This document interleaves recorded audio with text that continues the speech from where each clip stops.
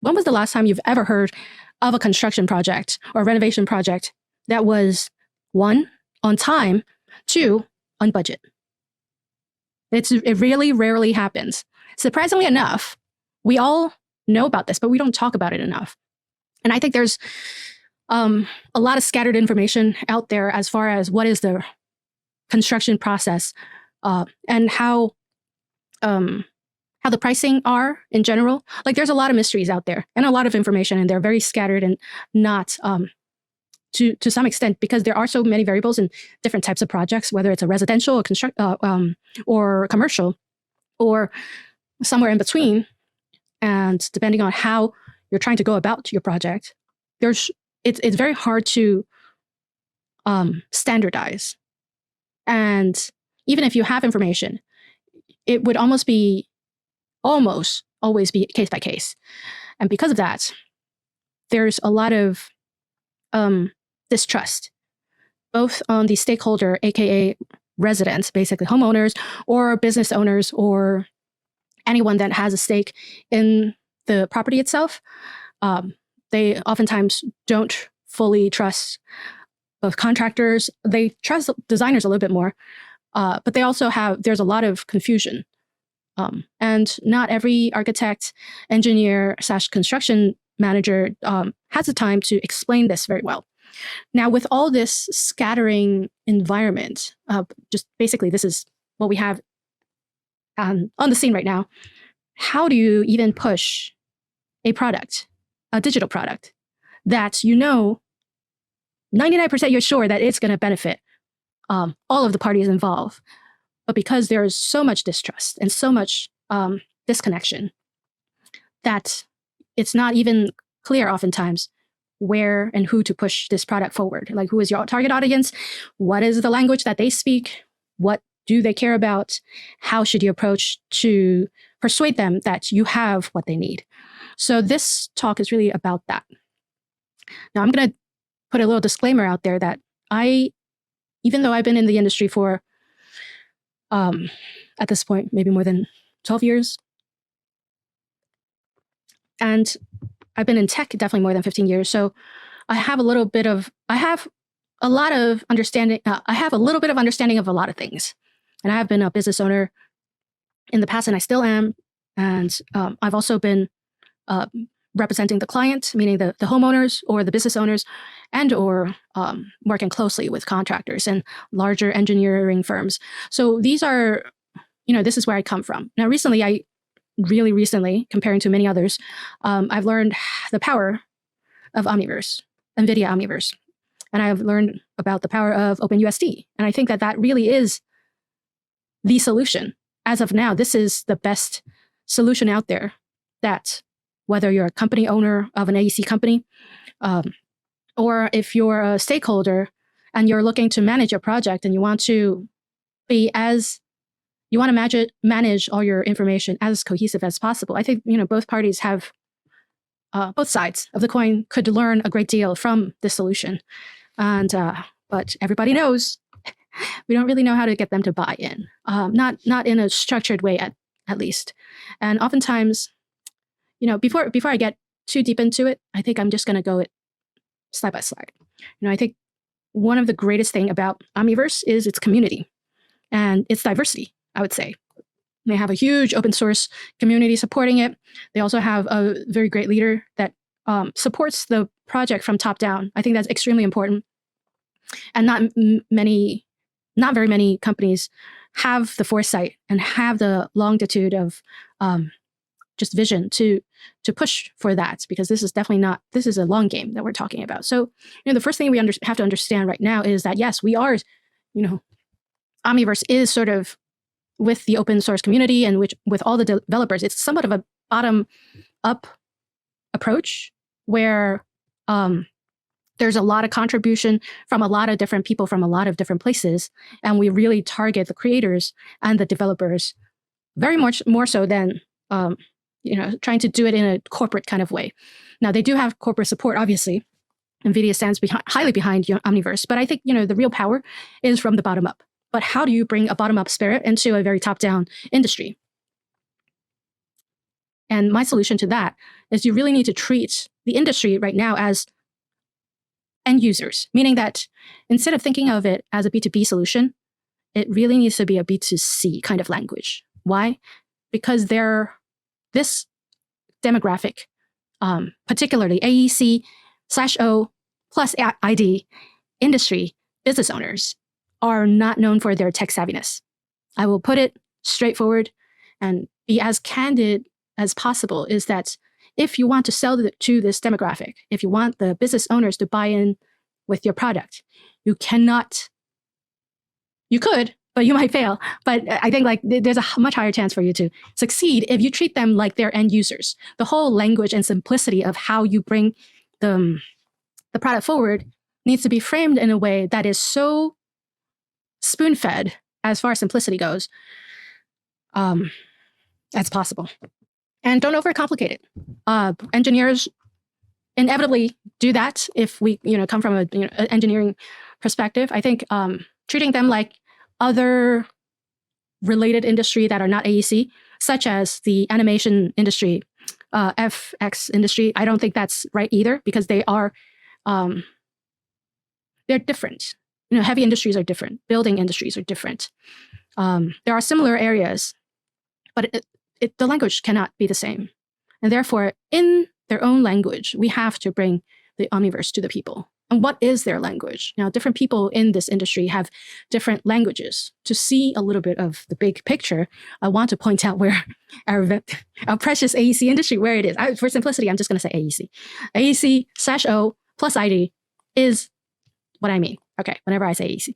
So we are actually, let me see if you can see my arrow pointer.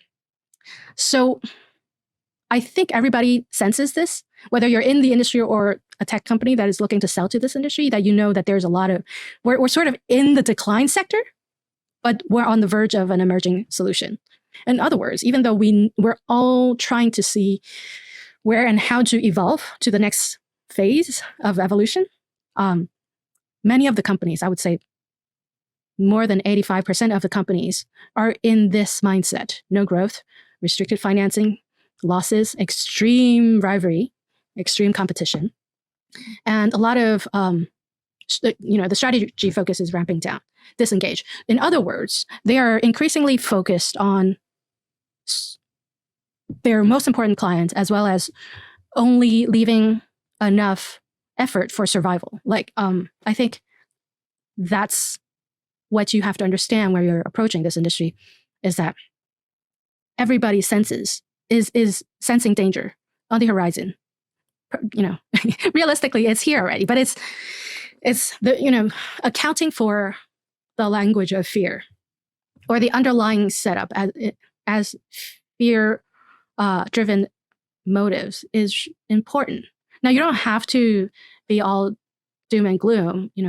I think what we have to do as business development people / sales / product makers, in order to bring a fear-driven demographic to a hope-driven solution, you have to change your language a little bit.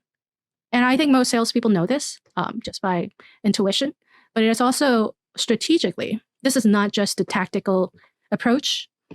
You have to be really, really clear that these are the 4 main things that occupies business owners all day, every day. AEC, particularly, and I would say construction too. But construction is construction is a little different.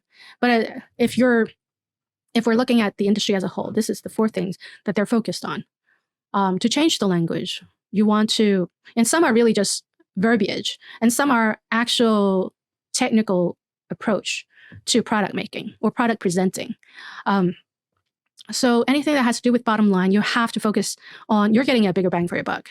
Essentially, you're saving them money by switching from one solution to another, because they're not going to carve out more money than they are spending on whatever that you're trying to solve. They're going to replace an old solution with your new solution, and therefore the budget as well. And hopefully that could lower their budget overall and produce the same results, if not better. when it comes to time efficiency, again, saving time and labor is saving money. That is absolutely the goal that we're trying to achieve.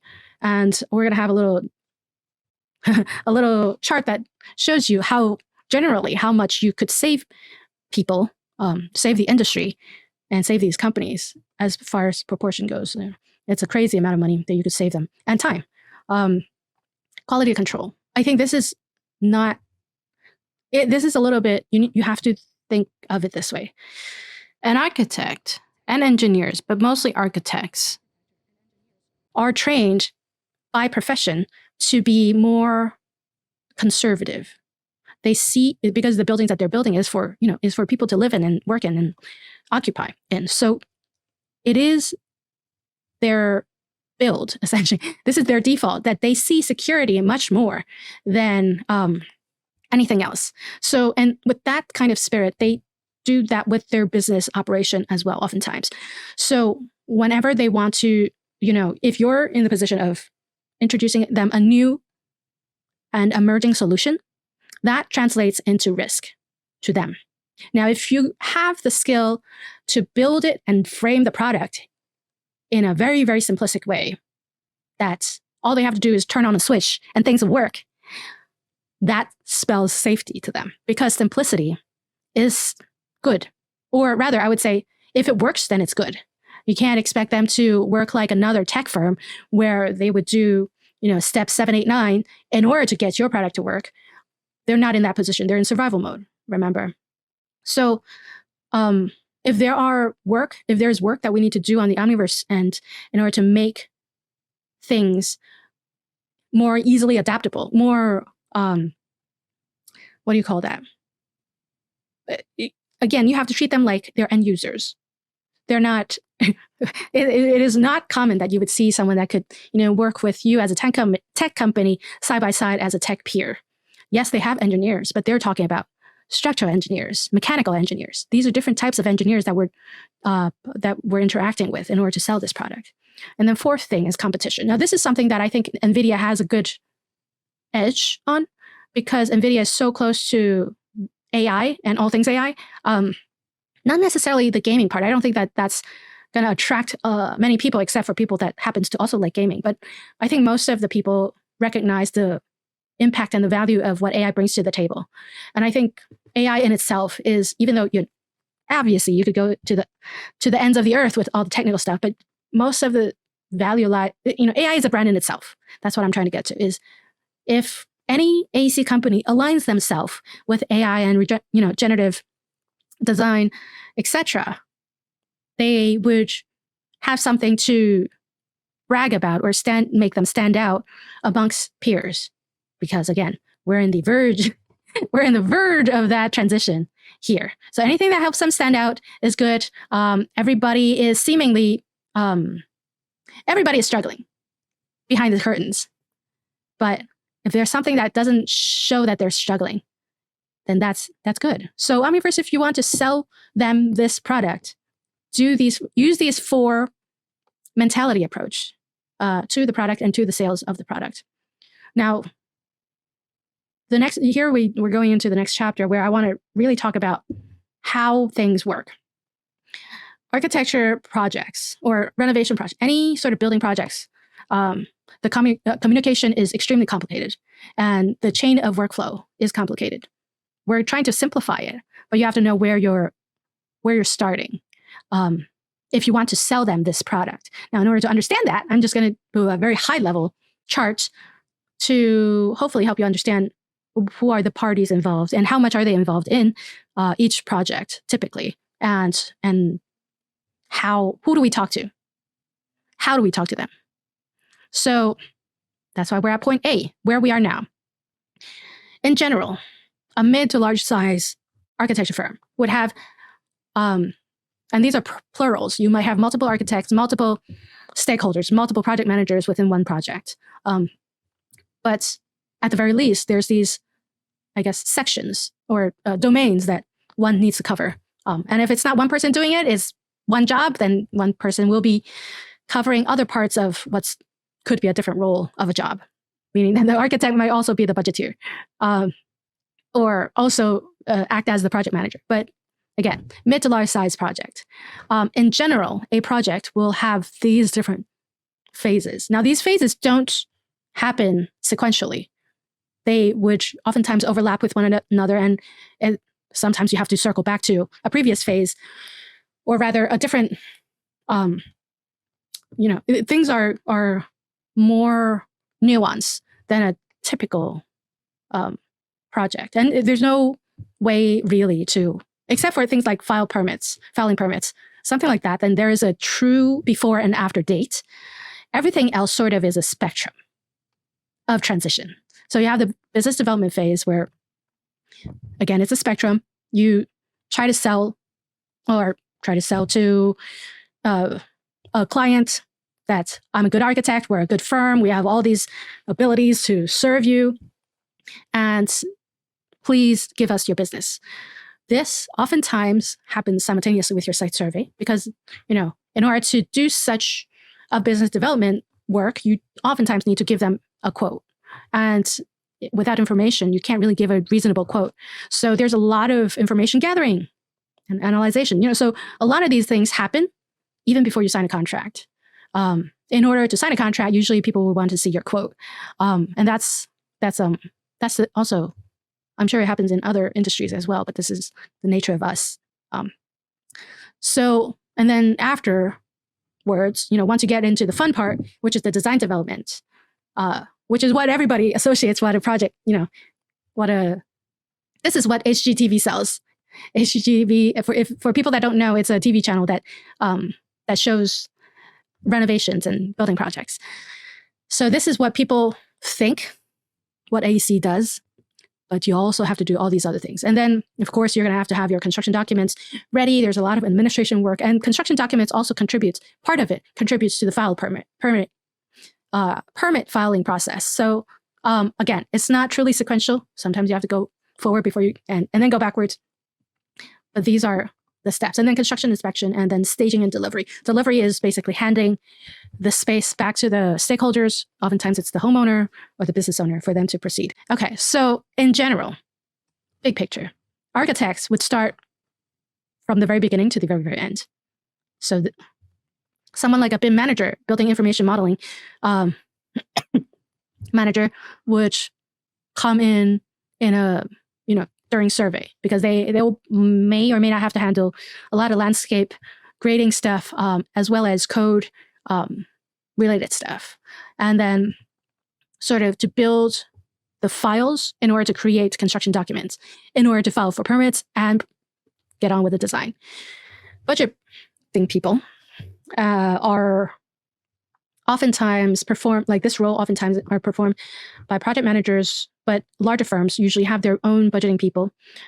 They may or may not have at the very least, you need to have the stakeholder being involved in this phase, but they're usually in, for example, I'll tell you a story.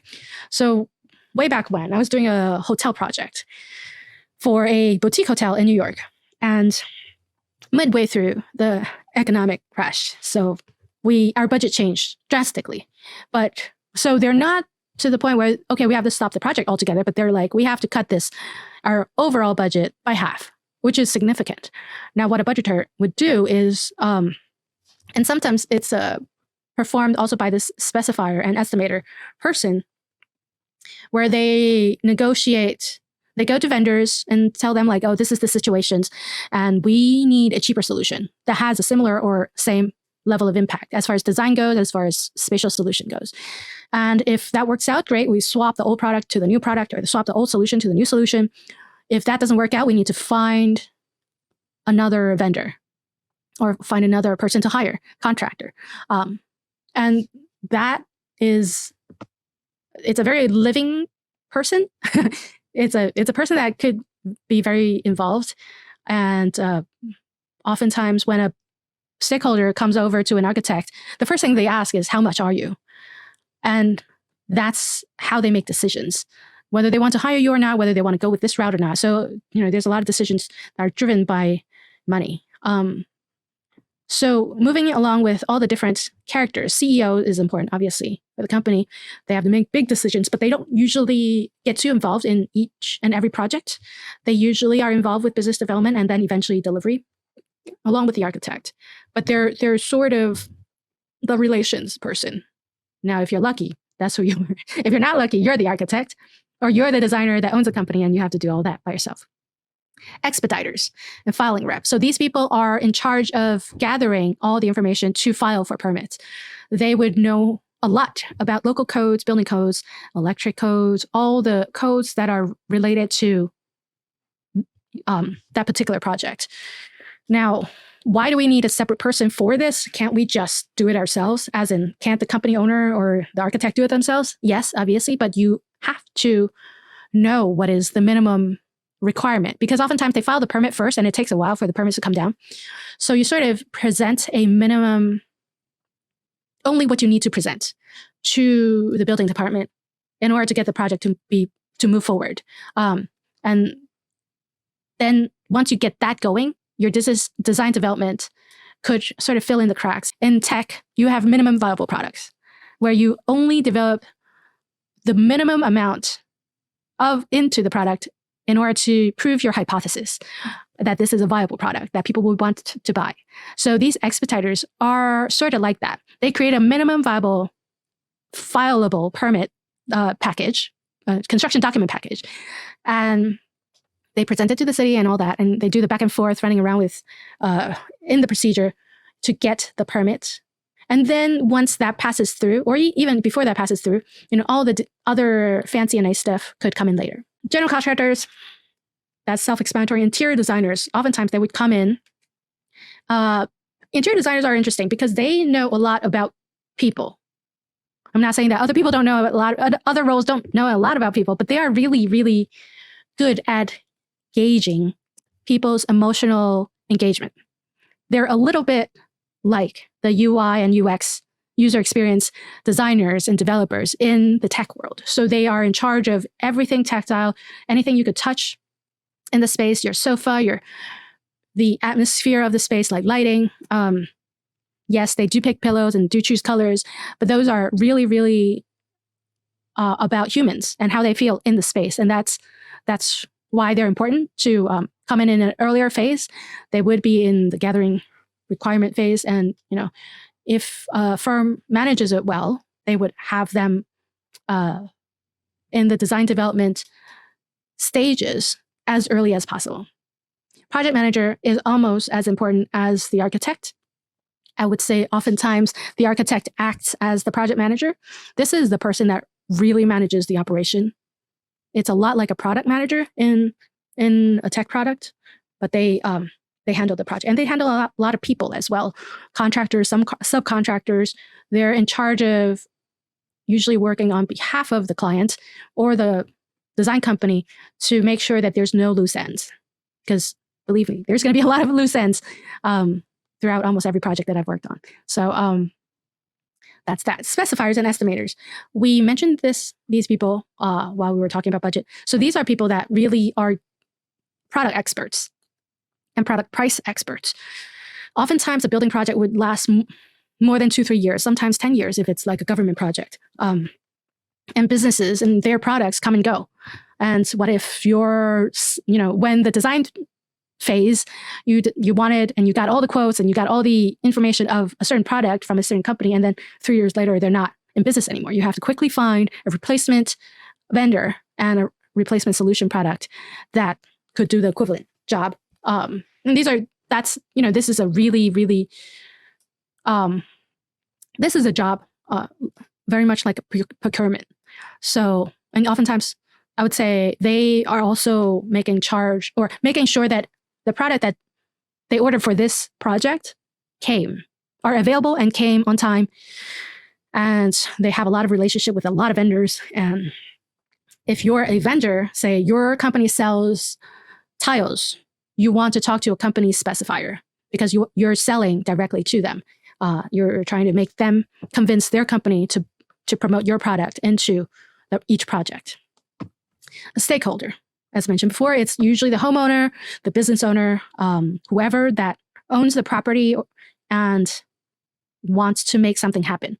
Now, to point out, stakeholders sometimes, not always, but sometimes are different from users and tenants. Say if you're building a hotel, the user and tenant are not the stakeholders, if you know what I mean. Okay, I think that was clear. Structural engineer and all sorts of engineer. There's also mechanical engineers. There's plumbing, HVAC systems, all that. All those are engineers. Here we just listed structural engineer as a representative role, and they will be sort of in the meat of the project as well, but they're less, they won't face the client.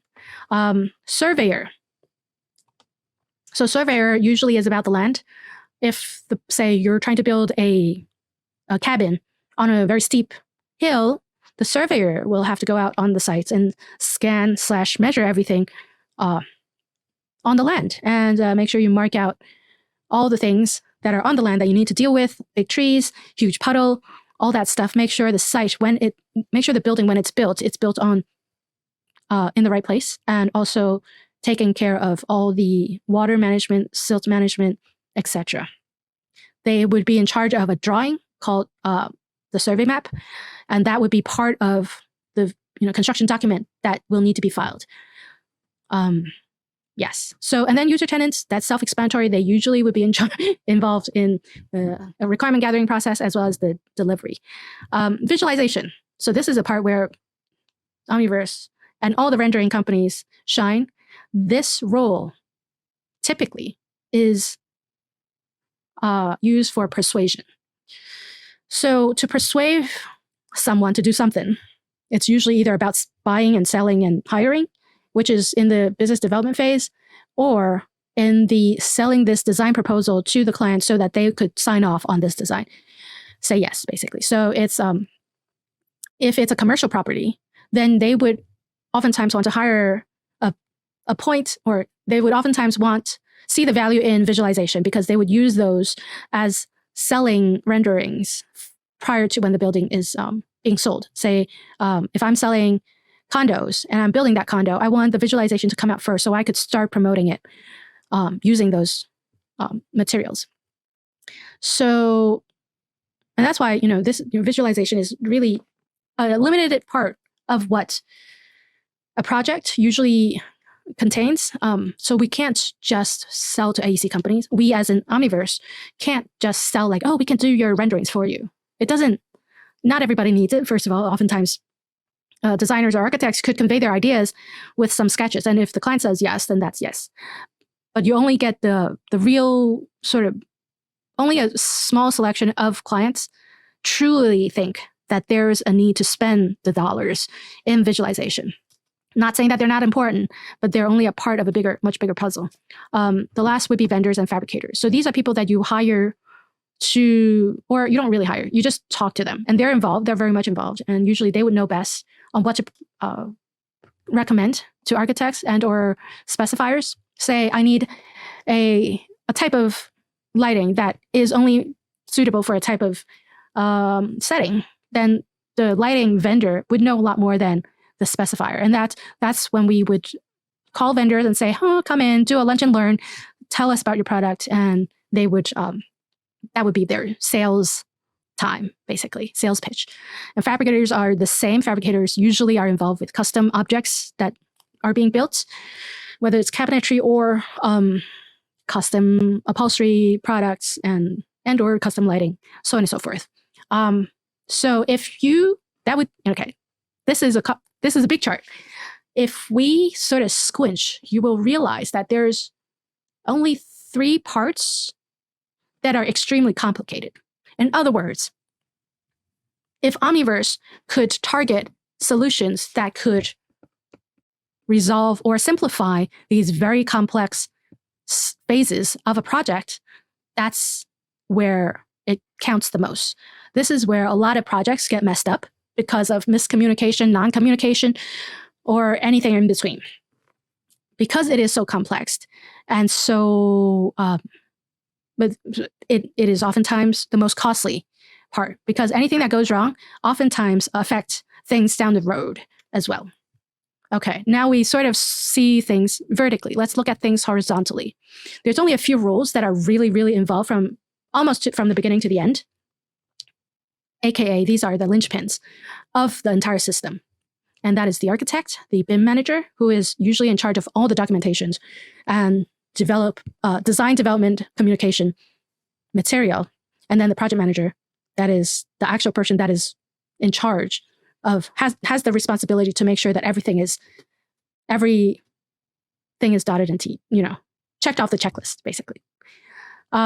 These three people talk in very, very different languages. And if Omniverse ought to sell your product, know that your solution needs to talk to these, at the very least, talk to these three people in their own language, in their own value systems. And that's how you would be able to push things forward. Now, a little fun fact. I want you to take a moment to look at this slide. The US construction industry, as of 2022, is roughly to be estimated to be around 2.1 trillion. And these are really rough numbers, but this is sort of the percentage. Amongst that, about 76% is private projects, and then 24% are public projects. If we ought to focus on a demographic, you have to be really sure or be really clear who you're talking to, if it's in the public sector or the private sector. Now, within the private sector, you have residential and commercial. Those two are very different as well. And amongst that, within that, usually, on average, there's about 33%, basically 1/3 of the spending goes to change orders. And that is a huge amount, if you think about it. Now, this wastage is the wastage of miscommunication or non-communication. Say someone changed their requirements or they didn't convey it fully for the architects and project managers to understand, so they didn't account for it. So change orders, anything that changes accounts for 33% above of whatever that you spent on a project. And that is why so few projects are on time and on budget. Now, within this 2.1 trillion, the service cost, this is not talking about the construction cost. It's usually the design part and the engineering, the planning, all that is about 600 billion. I want to point out that the 700 billion change order, the OOs, the oopsie doopsies, sometimes the stakeholders would take on that cost, which is extremely sad. Oftentimes it puts homeowners into a disarray or simply stops the project. Sometimes the services, the design company would take on that cost. Now, if you look at this number, you would see that is more, sometimes more than what they make. See, the change order is 700 billion, and the service cost and the service earning from the business owners of AEC companies are 600 billion. So that is why the margin is increasingly smaller and the competition is so high.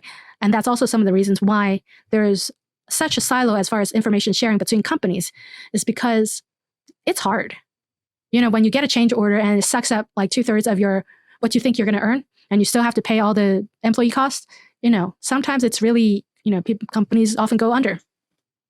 So knowing the contextual information, you would know if you could lower change order by whatever that you're selling, Omniverse, this is how you would sell it, because this cost sometimes, many times, goes to the AEC company.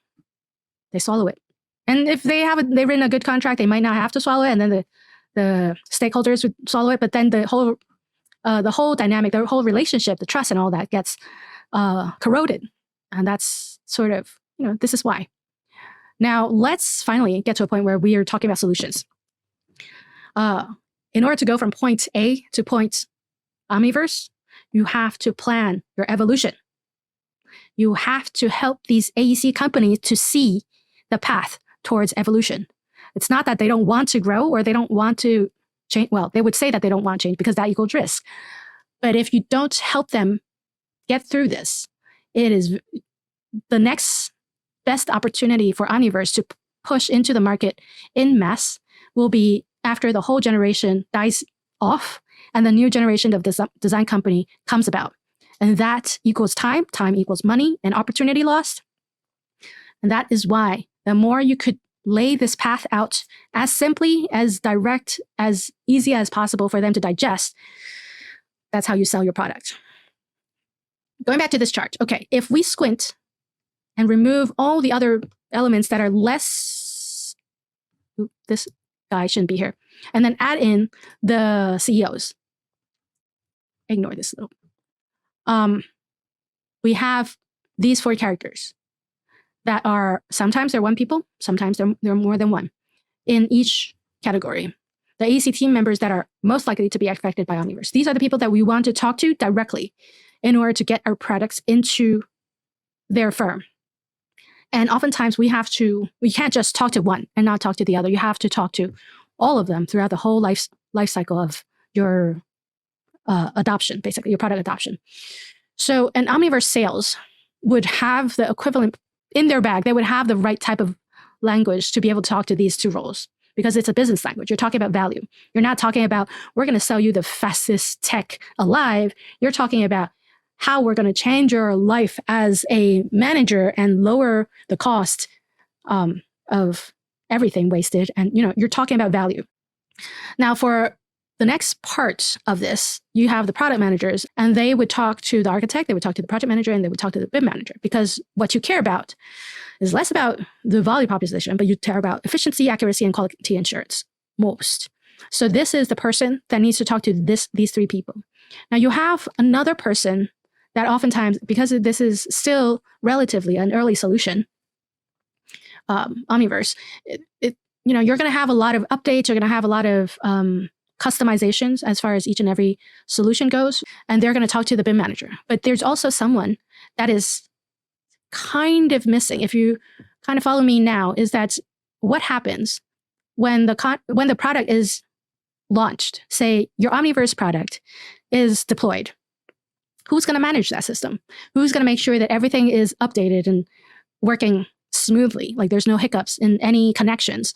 If things go wrong, who within this company who are they going to go to for, hey, who's help desk that they're going to go to? So this person is currently not existing. In 99% of the AEC companies, this person does not exist. I'm going to call this person the BIM operation engineer. This person will know how to code. They would know how BIM managing, basically whatever BIM managers know, they would know. But on top of that, they could also code. They would really understand the value of generative design. They would also understand the value of a smooth operation. So this person would be equivalent to a DevOps in a tech company, except it's not development operation, it's BIM operation. So this person, since they don't exist, that's a bottleneck to fully deploy your product at scale. This person, well, I just talked about this. I'll give you a minute to read this slide, but this missing link, if not resolved, it won't work. You would be able to deploy the system, probably, but after that, you won't be able to maintain it for the AEC company. And if you do want to choose the role to maintain, to maintain it, then it's going to be so, it's going to be very, how should I put this? You know how the technical manager in an office, they would come to the technical manager when the website goes down and when the printers go, or when they can't print. And that's a very large, spectrum of complexity as far as problem solving. You're going to get that. So you want this DevOps person or BIM op engineer to be in-house in these AEC companies. Now, if this person does not exist, Omniverse have the opportunity to shape this role for these companies. You shape meaning train this person, find this person, define this person, and really build a strong relationship as an inside advocate for Omniverse within these companies. This role cannot be skipped, unfortunately. But this problem could be a very great opportunity, because in the AEC world, there's, and oftentimes any place that has that has license structure, there's a strong culture of continuing education. So every architect, they have to do a certain amount of continuing CE credits in order to sustain their license. So if we play into that culture where Omniverse has a clear structure of academia advancement, then this person, not only could you maintain the strength of the link to this person, and therefore to these companies, also to be able to make your product super, super sticky. How do we scale this path? We saw that there's 3 people in the Omniverse side: the sales, the product manager, and the engineer. How do you create teams that could function cohesively and target each and every AEC company to make your case, to sell that product? It would be inefficient to separate the departments as we traditionally do. My proposal for this is that you have to make the path as the product, because once you secure the path, wherever you draw that path, they will follow, if that makes sense. Now you're not selling the product, you're not selling a piece of technology. You're selling the way to it. You're selling the way to evolution. And that is what everybody is looking for in our industry right now. And down the road, it might be different. You might be able to sell true enterprise, or not enterprise, which I think Omniverse call it cloud. You will be able to sell a system, but at this juncture, truthfully, selling the path, selling the way to towards deliverance is where you want to focus, because people are scared, because there's a lot of volatile changes happening in the industry. Now, I want to hone in on how do we make this change or this path scalable. A traditional sales pipeline, you have all these skills that are trained. Say if you hired a new salesperson, these are the things that you would make sure that they follow through a company's Omniverse / NVIDIA's processes. Every company might have a little different onboarding process, but this would be the general things that they would talk about. It may not work the best if we only do that. We need to do a little bit more. We need to put these people, these 1, 2, 3 people, into what I call a sell team.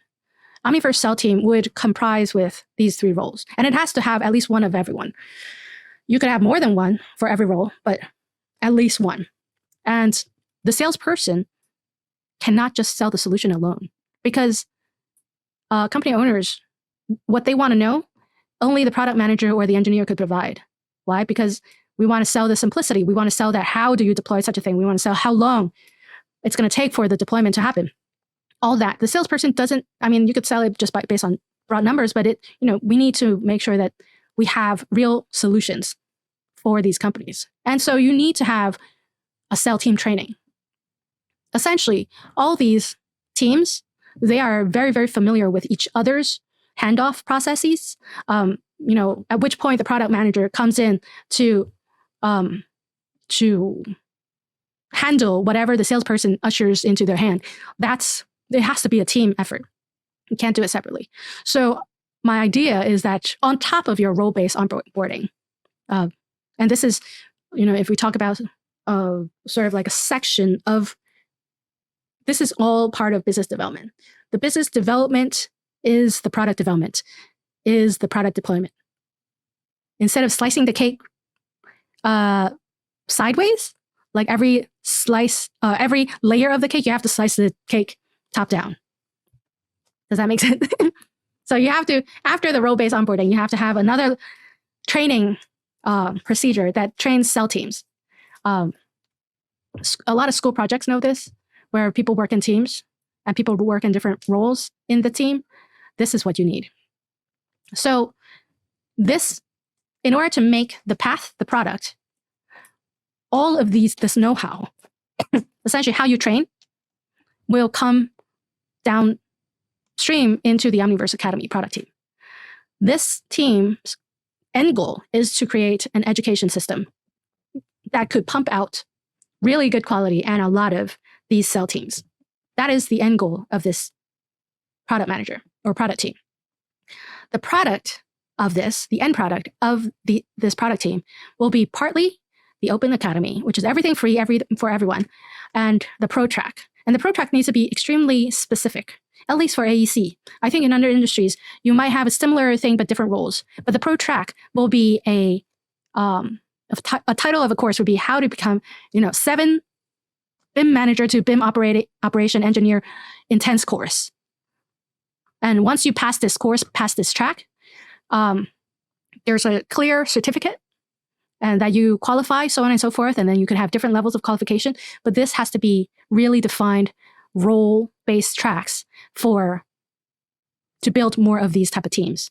Now, this is a really long game, acknowledging that this is a big system. A lot of the educational material that Omniverse has, you already have it. You just need a more cohesive packaging strategy to know where to go for what role and how to say things. So this this is just to indicate that there's a lot of different roles that we need filling. There's particularly, we need more of these cell teams. We also need more BIM operation engineers. So the pro track would be to usher people from current, whatever role that they're playing, to a role that we desire in our system, in our sales, in our business development process. And that is missing, sort of in high demand, in other words. So these, I would say, would be all paid. It makes sense for it to be all paid. And that could be fund everything else. So sort of putting everything together, recap on the big picture. Instead of going from point A to point Omniverse, we go from point A to path Omniverse. And to see the big picture, we have the business development onboarding, the two sections of where training happens. And within the cell team training, you have these particular roles with little plus signs on the top where I'm just telling you that we're missing these people. We want more of these people. We want to train more of these people. And these people target these individuals or these roles in architecture companies or AEC companies, and to secure and to sustain our stickiness, our product stickiness, you want to have a very, very strong academy product and very targeted academy product to make sure that all these companies are staying with Omniverse. So there's 3 goals. 1, incubate more BIM operation engineers. 2, build Omniverse cell teams and your business development training pipeline. And 3 is you want to restructure all the existing educational material that you have right now, which are great, but you have to be much more targeted to on your specific goals. You want to not just talk to certain roles, but you have to say, like, this is where this role is, this is why you're here. This is why you're here now, kind of. I think like over time, the industry would converge into this particular structure anyway. So the sooner Omniverse could come in as a major player and initiating and securing this BIM op person and what they do, the better. And at the very last part, I want to sort of hint on where everybody comes in as far as a project goes. I think in the initiation phase, usually you'll have the sales and product manager and an engineer involved. I would say on the Omniverse side, I think you should. The reason why the engineer has to be involved in such an early stage is because there's so much specificity in AEC companies and there's such diversity that your approach would be different. The actual product might need customization. And this engineer that is involved in the early stages, hopefully they'll be also a people person too, but it's just important for this engineer to come in early to almost establish the need for the BIM operation engineer's importance, because they have to come in early as well. And if they're not there, you train a current BIM manager to act as that role, and hopefully they'll transition into this very key role within their company and be able to manage the system afterwards. So the engineer comes in from the beginning all the way to the end. The product manager comes in from the beginning and all the way to the end. And the salesperson would most likely be in the initiation phase, but you'll see that they're also in the training and continuing education phase. Why? Because I think salespeople, they really need to get feedback. They're usually the first person that the client sees or gets approached from. And they should know that afterwards, what did we do right? What did we do wrong? This is essentially the person that knows the client or knows what they care about. Their value proposition is the salesperson. So the salesperson is actually quite important. Now you'll see that once we hit integration, the academy product manager comes in. So they're coming in really early because this academy product manager goal is to create a really, really great training program for different people. So they should see firsthand the difficulty or the snag ups, if you will, and the success of integration, and also to introduce this training product, this academy, earlier, to make sure that the future BIM operation manager and all the major players on the AEC side know and are aware how important the training, afterward training, is. So we want to develop that relationship early. And then we have a very, very, very involved training stage. Now, this stage also includes the Omniverse Academy. It could be the free one, it could be the pro track, but this phase, it is important for everybody to be involved, because this is the phase that that will secure Omniverse's path as a solution importance. Sustainability, this is that part. This is the sustainability part, your training and continuing education. So there we have it. This is what I see is missing, and also what is the solution to, at least towards AEC people. This is what Omniverse needs to do. I am relatively new to Omniverse, but I see all the potential of what it could be in our industry, and I see all the money that could be saved and be made on both ends. And what we need really is just a plan and a clear intent on who to talk to and when, and how we talk to them. And if you have any more questions, feel free to reach me at these places. This is my YouTube handle, Omniverse from Scratch, and then omniversefromscratch@gmail.com is my email. Thank you for your time. And this, hopefully I did not bore you too much. I think this is a little long-winded and meandering, but it is a big, the scope that we're talking about is big.